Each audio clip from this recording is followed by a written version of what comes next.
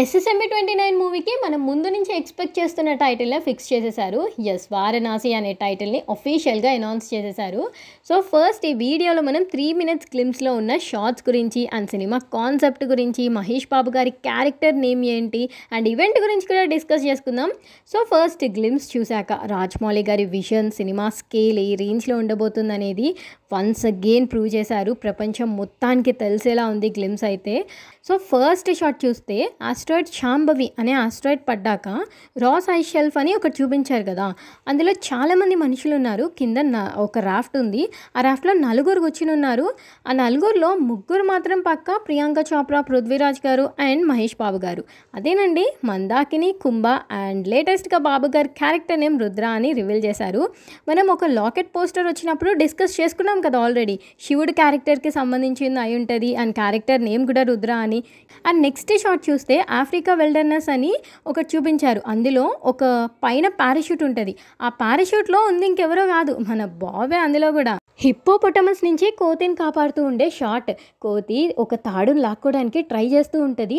ఆ తాడుని ఇంకెవరో కాదు, బాబుగారే అందిస్తూ ఉంటారు. కరెక్ట్గా గమనిస్తే ఒక చెట్టు కింద నుంచి లైటింగ్ వస్తూ ఉంటుంది చిన్నగా. ఆ చెట్టు పక్కనే మహేష్ బాబు గారు ఉంటారు. అక్కడి నుంచి ఆ తాడు వస్తూ ఉంటుంది. ఆ తాడునే కోతి పట్టుకోవడానికి ట్రై చేస్తుంది. అండ్ నెక్స్ట్ షాట్లో ఉగ్రబట్టి కేవ్, అక్కడ చూస్తే పైనుంచి ప్రియాంక చోప్రా కాళికామాత మెడలో పడుతున్నట్టు ఉంటుంది. పక్కనే రైట్ సైడ్కి మహేష్ బాబు గారు వేలాడుతూ ఉంటారు తలకాయ పక్కకే. అండ్ లెఫ్ట్ సైడ్ కార్నర్లో చూస్తే ఒకళ్ళు ఉంటారు. మేబీ అదే కుంభ అయి ఉండొచ్చేమో అని అనుకుంటున్నా. అండ్ నెక్స్ట్ షాట్ రాముడు సీక్వెన్స్. హనుమంతుడు తోక మీద నుంచి రథం మూవ్ అవుతూ ఉంటుంది. ఆ రథం నడిపేది కూడా మన మహేష్ బాబు గారే. అండ్ రథం వెనకాల ఒక వీల్ చైర్ ఉంటుంది. ఆ వీల్ చైర్ ఇంకెవరిదో కాదు, ఇట్స్ కుంభాస్ వీల్ చైర్. అది కుంభగారిదే. అండ్ నెక్స్ట్ వానరసేన మొత్తం ఒక మౌంటైన్లా ఫామ్ అయ్యి పైన మౌంటైన్ పైన రాముడు కూర్చుని ఉంటారు బాణం వదులుతున్నట్టు. ఆ రాముడు క్యారెక్టర్ కూడా మన బాబు గారిదే అయి ఉండొచ్చు అని ఎక్స్పెక్ట్ చేస్తున్నా. సో ఇంకా లాస్ట్ మణికర్ణిక ఘాట్ దగ్గర మహేష్ బాబు గారి గ్లిమ్స్ అయితే వేరే లెవెల్ అని చెప్పొచ్చు. అదిరిపోయింది. బ్లడ్తో ఉన్న బాడీ, చేతిలో త్రిశూలం పట్టుకుని తెల్లటి నంది పైన, ఆ బుల్ పైన ఫాస్ట్గా రైడ్ చేస్తూ ఆ వైల్డ్ లుక్ అయితే లిటరలీ గూస్ బంప్స్ అని చెప్పొచ్చు. మొత్తం 3 minutes glimpse pure goose bump stuff అంతే. ఇంకా సినిమా కాన్సెప్ట్ అయితే మైథాలజీ ఎలిమెంట్స్తో లింక్ అయి టైమ్ ట్రావెలింగ్ అడ్వెంచరస్ స్టోరీ అని క్లారిటీగా అర్థమవుతుంది. మీరు గమనిస్తే ప్రతి ఫ్రేమ్లో బాబు గారు ఉన్నారు. ఆల్సో మూవీలో ఒక రాముడు ఎపిసోడ్ ఉంటుంది. దాన్ని 60 days షూట్ చేశారంట. ఆ పర్టికులర్ రాముడు సీక్వెన్స్ మహేష్ బాబు గారి ఫిలిం కెరియర్లో కానీ, రాజమౌళి గారు తీసిన మూవీస్లో కానీ ఆ రాముడు సీక్వెన్స్ ఒక మెమరీగా ఉంటుంది అని చెప్పారు. యాక్చువల్లీ మహేష్ బాబు గారికి రాముడు గెటప్ సూట్ అవుతుందో లేదో అని ఒకసారి గెటప్ వేసి ఫోటోషూట్ చేశాక లిటరలీ గూస్ బంప్స్ వచ్చాయంట. మనం ఊహించినంత అందంగా ఉన్నారు అని చెప్పారు. ఆల్సో మూవీలో ఒక 30 minutes యాక్షన్ ఎపిసోడ్ ఉంటుంది. మహేష్ బాబు గారి విశ్వరూపం ఎలా ఉంటుందో చూస్తారని రైటర్ విజేంద్ర ప్రసాద్ గారు హింట్ ఇచ్చారు.